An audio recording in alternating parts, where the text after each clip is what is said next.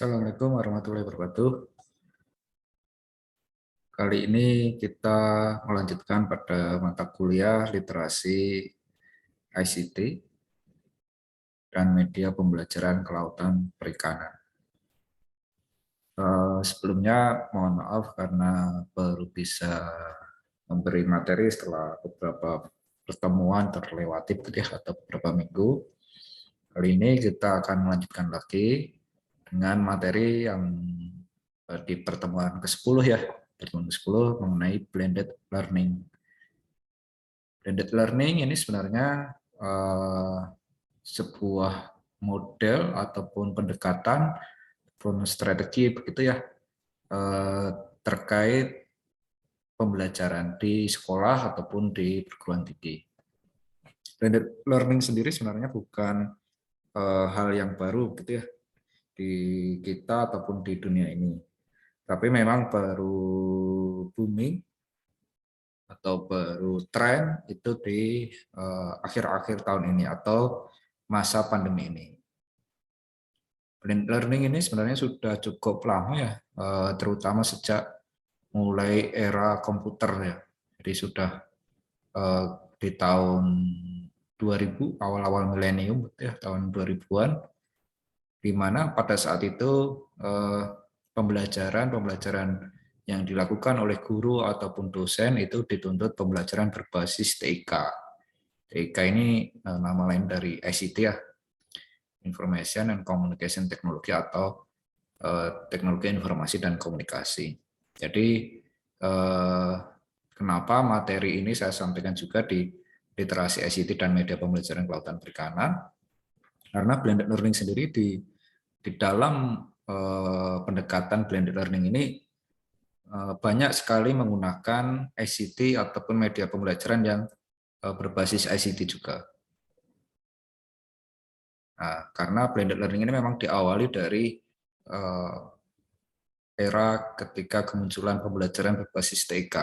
Nah, semenjak pandemi, mau tidak mau guru, dosen, ataupun tenaga pendidik lainnya harus terampil menggunakan berbagai aplikasi digital ataupun learning management system atau e-learning yang dulu mungkin hanya sebatas menggunakan PowerPoint ataupun video dari YouTube. Nah, sekarang di blended learning atau istilahnya pembelajaran bauran begitu ya di bahasa Indonesia kan, pembelajaran bauran atau blended learning ini sedang digalakkan oleh pemerintah. Nah, jadi apa sih sebenarnya blended learning itu? Secara sederhananya, blended learning sendiri itu a formal education program in which a student learn at least in part through online delivery of content and instruction with some element of student control over time, place, pace, and or pace. Jadi saya baca dari sini ya. Nah, kita terjemahkan bersama-sama. Jadi blended learning atau pembelajaran bauran itu kalau di sekolah ya itu merupakan program pendidikan formal di mana siswa itu belajar di dalam suatu mata pelajaran, sebagiannya itu melalui online ya, online delivery. Di konten dari mata pelajaran itu disampaikan secara online. Termasuk juga instruksinya. Nah, jadi instruksinya tidak hanya secara lisan yang dilakukan oleh guru, yang kalau dulu kan biasanya kalau kita sekolah, guru menyampaikan materi di depan kelas, instruksinya seperti apa, mengerjakan tugas seperti apa. Nah, sekarang guru bisa menginstruksikannya secara online, bisa secara tertulis, bisa dalam bentuk video, ataupun dalam bentuk yang lain. Yang jelas penyampaiannya dilakukan secara online. Nah, kalau dulu awal-awal rilis TIK mungkin belum terlalu gencar karena memang infrastruktur kita saat itu belum mendukung seperti sekarang ya. Kalau sekarang kan hampir semua wilayah di Indonesia itu terjangkau oleh sinyal, kemudian nomor HP ataupun HP itu sudah banyak yang terjangkau. Kalau dulu itu kan HP itu masih termasuk barang yang mewah gitu ya. Dan rata-rata hanya monokrom, Polyphony kemudian berkembang browser atau Peramban ya, atau search engine. Kalau dulu di HP itu tidak secanggih sekarang. Kalau sekarang kan nggak harus pakai komputer, pakai laptop, tapi pakai HP pun juga bisa belajar. Nah, sekarang makanya blended learning ini semakin gencar, gitu, semakin populer. Nah, di sini ada di blended learning tadi ya, student itu atau siswa dapat control over time, place, path, and or pace. Gitu ya. Kita cek satu persatu. Jadi kalau overtime itu maksudnya siswa itu bebas kapanpun dia akan mengakses materi tersebut gitu. Lalu overtime ini maksudnya juga tidak ada batasan waktu kapan harus belajar, tidak ada batasan kapan akan berakhir. Gitu ya. Kan kalau kita di sekolah itu ada jadwal pasti, gitu ya. Misal mata pelajaran matematika dari jam 8 sampai jam 10. Nah, kalau tidak ikut atau terlewat dari jam itu, maka siswa tidak bisa mengikuti atau ketinggalan. Nah, tetapi dengan adanya blended learning, tidak ada batasan waktu tadi. Jadi materi bisa diakses kapanpun. Kecuali kalau memang ada pengaturan-pengaturan di mana materi itu hanya bisa diakses pada jam-jam tertentu. Kemudian student itu juga control place atau tempat. Nah, kalau di blended learning, kenapa sekarang semakin populer ya? Karena ini dapat mengurangi biaya pembangunan gedung, kelas, bahkan lab, begitu ya. Jadi sekarang siswa cukup belajar di rumah atau di kafe atau di warung atau bahkan di jalan, di angkutan sambil tiduran. Kalau konvensional kan kita duduk di suatu kelas. Nah, kalau kelasnya kecil ya cuma bisa nampung 20 sampai 30. Nah, padahal siswanya mungkin ada 100. Nah, berarti kan harus bangun kelas lagi tambah 3 atau tambah 2 gitu. Nah, jadi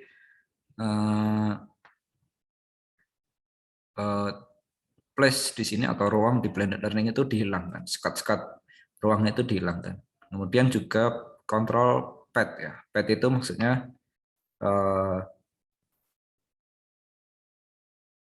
pembelajaran atau penyampaian materi itu tidak sebatas kalau dulu waktu di sekolah hanya satu arah ataupun dua arah dari siswa dengan guru ataupun antar siswa.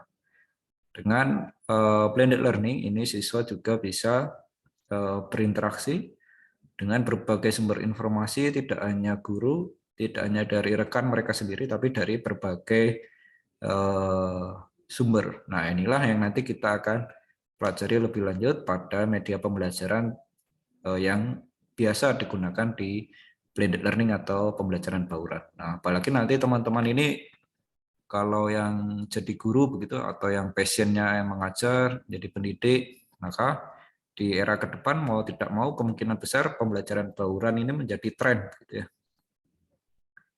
Jadi tren dan guru atau tenaga pendidik wajib mempunyai skill-skill untuk membuat media-media pembelajaran yang berbasis ICT untuk mendukung pembelajaran bauran atau blended learning. Nah, kemudian student itu juga dapat mengontrol pace atau ritme ya. Jadi kalau biasanya kalau kita di sekolah ya, misal pembelajaran matematika, kalau kita tidak bisa mengikuti salah satu kompetensi atau tidak bisa memahami, ya guru tetap akan lanjut terus begitu ya. Jadi tidak ada remedi kecuali kalau itu ujian ya. Jadi misal kita belum paham sebenarnya materi A, tapi siswa lain sudah paham, nah itu biasanya kan tetap lanjut terus. Tapi dengan blended learning ini siswa dapat belajar dengan ritme mereka sendiri.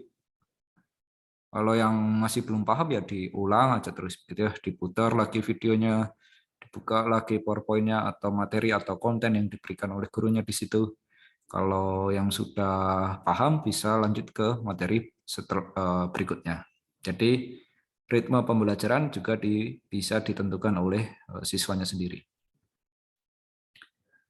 Kemudian selain berbasis online atau menggunakan media-media yang penyampaiannya secara online, blended learning itu juga sebagiannya disampaikan secara konvensional, maksudnya di kelas begitu ya, masih ada tatap mukanya. Makanya disebut bauran atau blended atau blended.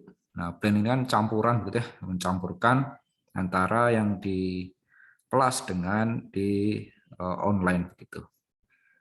Nah, sejak pandemi ini memang memaksa sekolah ataupun guru atau tenaga pendidik untuk berinovasi begitu ya. Salah satunya adanya LMS di sekolah. Kalau dulu jarang sekolah itu punya LMS atau Learning Management System, atau biasa familiarnya itu e-learning begitu ya, e-learning. E-learning kalau di UPI ya, mungkin teman-teman biasa pakai Spot atau Google Classroom. Nah, itu salah satu bentuk LMS. Yang sekarang rata-rata tiap sekolah itu punya ya LMS, nanti teman-teman bisa cek. Mungkin alma maternya dulu, SMA-nya dulu, atau bahkan SMP atau bahkan SD-nya pun sekarang juga punya e-learning ya. Karena e-learning ini mempunyai kemampuan untuk mengelola pembelajaran bauran lebih tertata gitu ya. Sebenarnya tidak perlu e-learning juga, karena yang penting penyampaiannya secara online ya. Nah, ini di sini ada grafik. Jadi bisa melalui pertemuan daring seperti yang kadang kita lakukan. Kemudian tatap muka kan masih blend ya, jadi ada yang tatap muka, ada yang secara virtual, kemudian bisa pakai online quiz, bisa Google Form, bisa Quizizz, video bisa dari YouTube, bisa dari situs lainnya gitu ya. Blog, wiki, ini jelas teman-teman sering cari, bahkan kadang soal dari guru itu cara mencarinya soalnya langsung di copy paste di search engine gitu ya. Jadi siapa tahu gurunya juga bikin pertanyaannya dari Google juga, jadi pasti ada jawabannya begitu. Nah, kemudian ada juga e-learning. Nah, tapi e-learning ini tidak mesti harus ada ya di blended learning. Yang penting konten-konten dari suatu materi itu disampaikan secara online di dalam blended learning. Nah, blended learning ada beberapa model begitu ya untuk teknisnya. Kalau yang dari sini kan kita pahaminya yang penting ada tatap muka, ada tatap mayanya, atau ada luring, ada daring begitu. Nah, tetapi sebenarnya secara rinci terutama untuk blended learning di SMK ya atau vocational education itu ada beberapa macam model yang bisa digunakan. Nah, ini mungkin bisa juga menjadi ide atau referensi teman-teman yang ingin riset gitu ya. Nah, blended learning utamanya itu kalau di SMK ataupun secara umum ya, itu ada 4 model. Yang pertama itu model rotasi atau rotation model, flex model, self blend model, dan enrich virtual model. Nah, kita bahas satu persatu ya. Yang pertama ini untuk model rotasi atau rotation model itu ada 4 tipe atau 4 jenis. Ada station rotation model, ada lab rotation, ada flip classroom, dan individual rotation.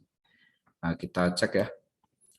Pertama untuk rotation model. Kalau model rotation itu seperti ini ya. Kenapa disebut rotasi? Karena siswanya itu yang dia seperti berrotasi atau berputar. Jadi di dalam suatu pembelajaran nanti siswanya berpindah dari penyampaian guru di kelas, kemudian nah di sini ya sekalian tunjukkan gambarnya. Jadi siswa di sini dia pembelajaran di kelas, teacher lead instruction. Nah, kemudian ini stasiun pertama. Stasiun kedua berikutnya nanti siswa setelah diinstruksikan oleh gurunya, misal diberi kasus atau diberi project atau diminta untuk mencari sesuatu solusi dari permasalahan yang disampaikan oleh guru. Kemudian siswa berpindah ke collaborative activity and station. Nah, ini bisa dikatakan siswa membuat kelompok-kelompok kecil gitu ya, bisa untuk membuat proyek atau membuat solusi ataupun mencari alternatif gitu ya. Nah, di sini mereka berkolaborasi secara offline ya, di sini keterangannya secara offline. Nah, setelah itu mereka berkonsultasi atau berotasi berpindah ke kelas online. Nah, kelas online di sini diisi oleh para profesional. Maksudnya para profesional ini istilah untuk menyampaikan pengajarnya itu dari praktisi gitu ya. Jadi ini kan di kejuruan. Jadi kalau kejuruan di sini kita bisa mendatangkan pengajar dari industri gitu ya. Misal teman-teman ini menjadi guru perikanan budidaya gitu ya. Pertama teman-teman mengajar misal materi melakukan pemijahan yang benar atau melakukan grading ya, melakukan grading sudah. Kemudian siswa diminta untuk berkelompok melakukan aktivitas untuk praktek grading sesuai dengan industri ataupun standar SNI ataupun ISO gitu ya. Nah, lalu setelah mereka melakukan kolaborasi menghasilkan suatu prosedur atau tahapan-tahapan menurut mereka kemudian dibahas bersama praktisi atau pakar dari industri. Nah, jadi sekolah nanti mendatangkan misal pakar terkait grading dari PT apa gitu. Tapi tidak harus datang ke sekolah. Dari perusahaannya itu tidak harus datang ke sekolah. Nanti mereka mengajarnya secara online gitu ya. Misal diminta tidak harus secara real time begitu ya. Jadi mungkin dari industrinya merekam dalam bentuk video ataupun dari industrinya memberikan materi bisa dalam bentuk PowerPoint atau PDF. Kalau lebih bagus secara real time ya. Jadi ada diskusi secara live. Setelah itu dibahas lagi begitu terus. Jadi mereka berpindah. Nah, nanti kembali ke sini disampaikan lagi hasil dengan diskusi dengan para praktisi atau dari industri seperti apa pemijahan ataupun grading gitu misal yang benar sesuai dengan industri. Nah, nanti dikonfirmasi oleh guru. Nah, jadi blendednya pun tidak sekedar luring kemudian daring sudah, tetapi ada para profesional di sini ya. Di para profesional ini menjembatani dengan pengetahuan dari industri. Kemudian model berikutnya lab rotation model.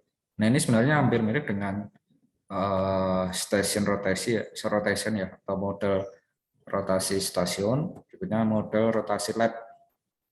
Kalau model rotasi lab ini siswa itu berpindah dari lab satu ke lab yang lain gitu ya. Misal dia secara luring atau secara offline untuk belajar tentang matematika ataupun IPA gitu ya. Kalau di kelas 1 kan masih ada di kelas 1 SMK kan masih ada mata kuliah mata pelajaran adaptif ya. Kemudian yang lain itu social studies dan sebagainya. Siswa berpindah ke pembelajaran yang secara online. Nah, secara online-nya bisa diisi konten yang lain ataupun pengerjaan kuis ataupun diskusi di dalam forum. Nah, ini pun juga tidak harus di sekolah ya. Sama dengan yang rotasi ini, ketika online instruction ini tidak harus di kelas atau di sekolah, bisa dari rumah gitu. Jadi kelompok ini mengerjakan tugas atau instruksi yang diberikan secara luring dikerjakan secara online, tetapi tadi ya tidak harus di sekolah dan bisa secara real time juga.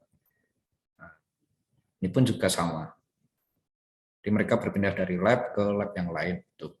Kalau di penerapan di SMK Perikanan dari lab, kalau yang sudah maju kan biasanya budidaya itu ada beberapa macam lab ya.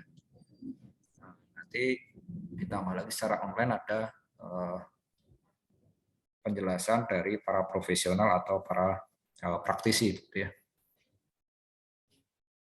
Kemudian berikutnya flipped classroom model. Nah, flipped classroom model ini dari sekolah diberikan praktek dan proyek, lalu untuk instruksinya dan materinya itu secara online di rumah ya. Jadi ketika mereka di rumah, mereka memperoleh instruksinya atau apa tugas yang harus dikerjakan, gitu ya. Tugas ataupun evaluasi, termasuk juga materinya.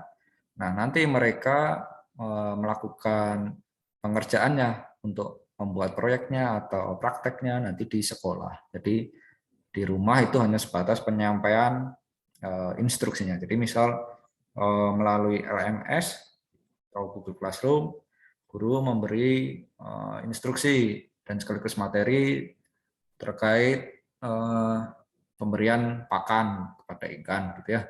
Nah, nanti prakteknya di sekolah ataupun membuat proyek untuk melakukan kombinasi pakan-pakan, gitu ya.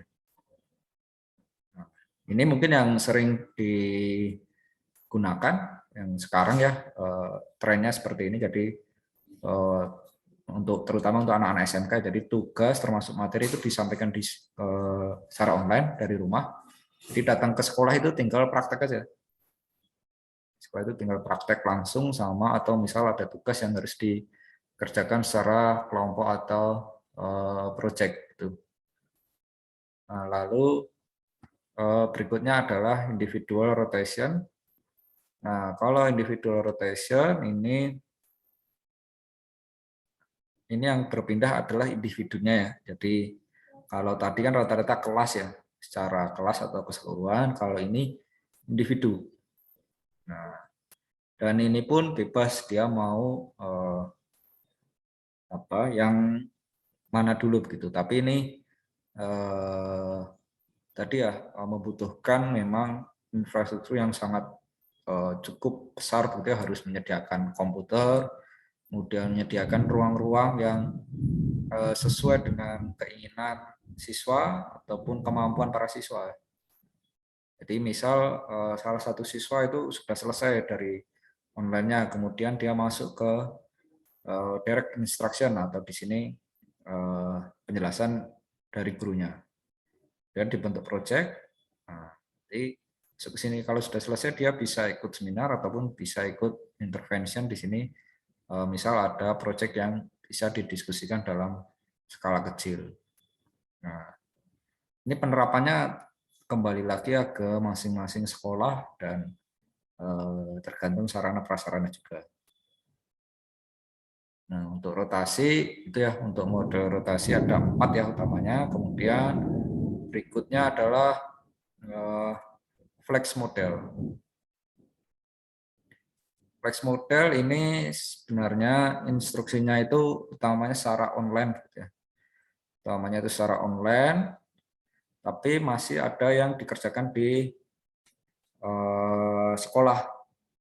Jadi guru di sini tugasnya untuk mensupervisi atau memfasilitasi atau memantau ya kelompok-kelompok siswa. Jadi guru itu hanya melihat perkembangan tugas yang diberikan. Kemudian juga bisa memberikan bimbingan secara individu pun juga bisa. Jadi siswa datang ke sekolah itu langsung ke komputer, gitu ya, atau secara online, gitu ya, secara online mereka masuk. Nah, setelah masuk di sini di komputer ini mereka memperoleh instruksi, memperoleh materi dan sebagainya. Nah, lalu mereka membentuk kelompok-kelompok. Dari kelompok-kelompok mereka difasilitasi oleh guru dalam bentuk breakout room. Jadi ini membutuhkan guru juga yang atau asisten guru ya. Nah, ada asisten guru yang cukup lumayan gitu ya untuk memfasilitasi tadi para siswa yang berkelompok-berkelompok. Bisa 12:1, bisa 5:1, ataupun nanti juga mereka membuat proyek di lab gitu ya. Nah, sebelum ke guru ataupun setelah dari guru, siswa pun juga bisa berkelompok lagi berkolaborasi untuk beraktivitas di eh, kalau di sekolah kita mungkin di semacam halaman ataupun di lobi gedung gitu ya untuk mereka berinteraksi. Nah, jadi masih ada interaksi di luar. Jadi tidak ada kelas-kelasnya itu hanya di eh, komputernya saja atau online saja. Yang dengan guru itu lebih banyak mengerjakan proyek ataupun tugas gitu ya. Nah, kemudian berikutnya adalah self plan model.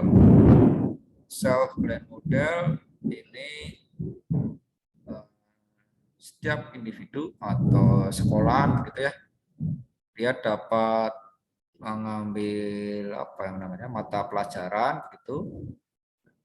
Nah, mata pelajarannya pun bisa dipelajari baik di rumah ataupun di online dengan gurunya ya gitu ya. Di rumah dia online dengan gurunya ataupun di komputer di warnet kalau dulu ya. Kalau sekarang mungkin jarang warnet itu. Nah, kalau di kelas dia lebih hanya untuk offline saja.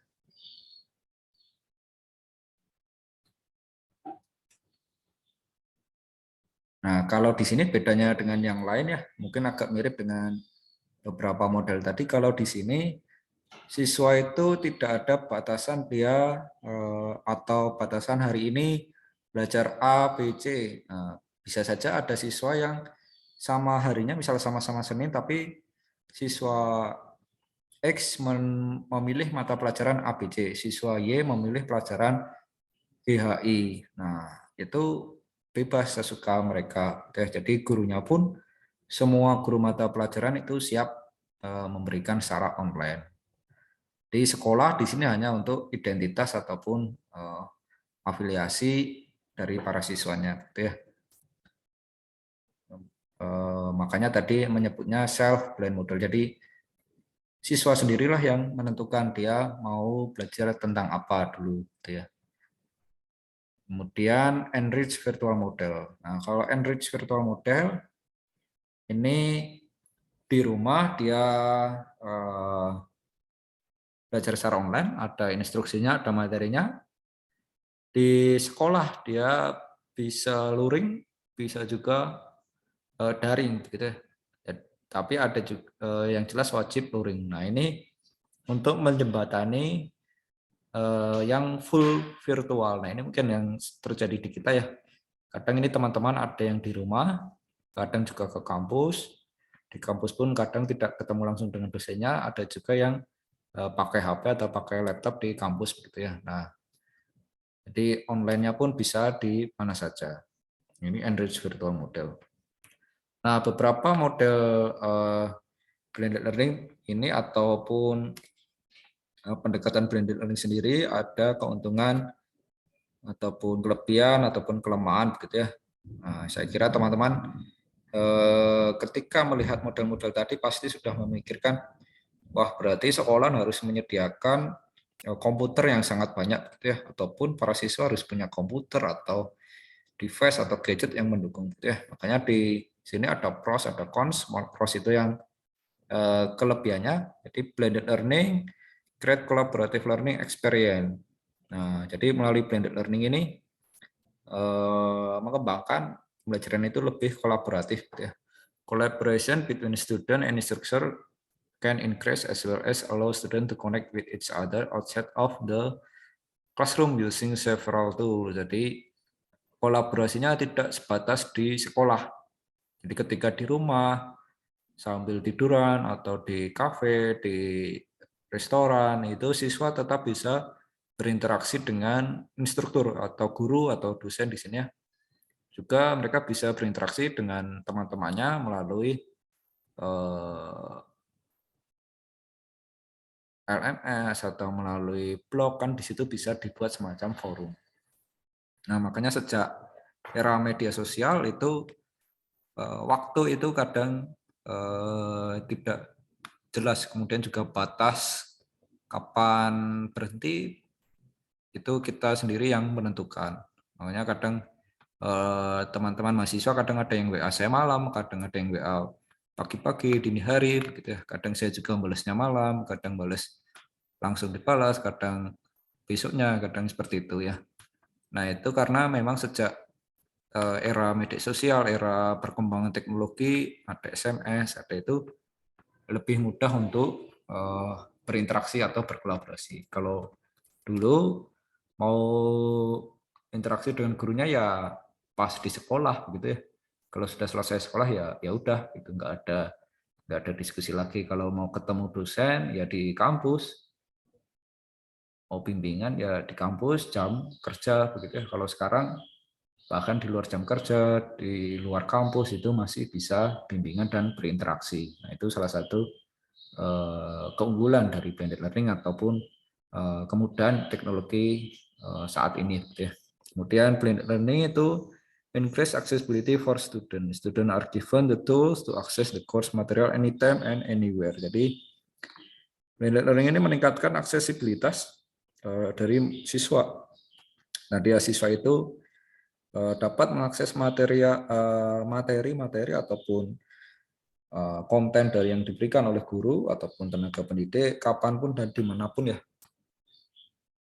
sambil di toilet gitu lihat materi dari dosen gitu atau buka tugas dari guru, kemudian sambil tiduran biar lebih cepat tidurnya buka materi dulu dari guru. Nah, jadi tidak harus jam 7 sampai jam 4 gitu.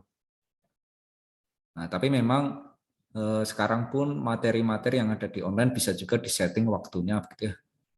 Nah, tapi biasanya tidak disetting waktunya, jadi memang pembelajaran online itu memang untuk anytime and anywhere ya. Jadi kapanpun dan dimanapun. Kapanpun dan dimanapun bisa diakses, bisa dipelajari, bisa dikerjakan. Gitu ya.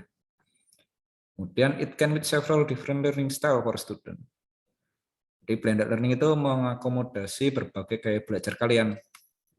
Kan mungkin ada yang tidak bisa atau malu kalau langsung bertanya di kelas gitu ya. Ada juga yang lebih suka bertanya secara tertulis. Kadang ada yang lebih aktif di WA. Nah, mungkin juga ada teman-teman seperti itu ya. Di media sosial aktif atau di chattingan itu aktif, di grup WA aktif, tapi di kelas ya pendiam gitu ya. Nah, itu kan salah satu perilaku gitu ya. Jadi kadang kalau langsung mungkin malu-malu atau tidak bisa mengambil keputusan cepat, makanya perlu berpikir. Nah, dengan adanya blended learning ini bisa memadai berbagai style. Nah, misal yang aktif secara langsung ya nanti pas luring bagus.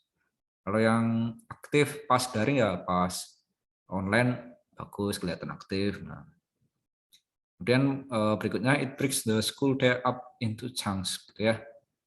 Jadi tidak ada kapan harinya kita harus sekolah dan sebagainya. Kapanpun tadi ya, kapanpun dan dimanapun. Dan kekurangannya jelas ya, ini saya sudah sempat membahas tadi. Student might not have access to technology such as a computer or a webcam in certain low income area. Kemudian kita juga tidak bisa memaksa siswa harus punya HP, siswa harus punya komputer, siswa harus punya laptop, siswa harus punya pulsa, dan sebagainya. Makanya sekolah kalau bisa pun juga mewadai ya, sekolah ataupun universitas ataupun negara bisa mewadai kelemahan-kelemahan ini. Makanya pas pandemi ini kan pemerataan jaringan ataupun pemerataan sinyal operator telekomunikasi itu sangat penting. Ya. Kemudian kekurangannya tadi ya blended learning memang strong dependence on teknologi. Jadi sangat tergantung sekali dengan teknologi, makanya berbasis ICT tadi ya, makanya ini disampaikan juga di literasi ICT. Need an internet connection. Nah, kebanyakan konten-konten ataupun pembelajaran online ini butuh koneksi internet, kecuali kalau memang bisa dikerjakan secara offline, gitu ya. Kemudian, because they are not in formal setting, student could fall behind. Nah, ini yang menjadi kekhawatiran juga saat ini. Nah, mungkin kalau siswa, kan tidak semua siswa itu semangat gitu ya, semangat ataupun rajin untuk segera menyelesaikan studinya. Ada juga yang mungkin memang semangat tapi terkendala mungkin harus sambil bekerja ataupun sambil membantu pekerjaan di rumah. Jadi tidak bisa langsung mengikuti materi. Mungkin ada kendala tadi device-nya tidak ada dan sebagainya. Jadi bisa saja nanti ada beberapa siswa yang tertinggal begitu ya. Nah, ini tantangan juga di blended learning. Kemudian, nah ini pasti ya, ini cost for the school district teknologi IT support para edukator dan seterusnya. Para edukator itu praktis ya. Tadi kita butuh infrastruktur yang dan sarana prasarana yang cukup besar gitu ya. Bikin lab komputer untuk memfasilitasi pembelajaran online di sekolah. Kemudian butuh jaringan yang kuat, bandwidth-nya yang besar gitu. Ini tantangan blended learning. Tapi memang keunggulannya tadi, nah, bisa saja nanti sekolahnya di mana, di suatu lokasi yang jauh, tapi siswanya tidak perlu datang ke lokasi, tapi bisa lulus karena melalui sistem blended learning ini. Jadi dia ke sekolah mungkin momen-momen tertentu. Ini blended learning ini sebenarnya sudah cukup lama ya digunakan oleh, kalau universitas itu oleh universitas terbuka ya. Universitas terbuka itu sudah cukup lama atau sangat berpengalaman sekali dalam blended learning. Mereka ada kelas jauh, siswa, mahasiswa itu tinggal datang ke setiap unit-unit di setiap daerah ketika ada penugasan atau ketika ada misal pertemuan secara tatap muka, tapi sisanya pengerjaannya itu secara online. Nah, makanya ketika pandemi ini, ketika blended learning, universitas terbuka itu menjadi apa istilahnya pioner atau pelopor dalam pembelajaran blended. Nah, sekian terkait blended learning. Berikutnya kita akan membahas mengenai media-media pembelajaran yang sering dipakai di pembelajaran daring atau pembelajaran bauran ya, blended learning. Nah, karena nanti teman-teman ini kemungkinan besar misal menjadi guru ya, gurunya pun juga harus punya keterampilan-keterampilan ICT atau melek TIK gitu, atau literate, memiliki literasi ICT yang tinggi. Kita bahas mulai insya Allah mulai pertemuan berikutnya gitu ya. Terima kasih atas kehadirannya. Kalau masih ada yang belum jelas bisa ditanyakan. Assalamualaikum warahmatullahi wabarakatuh.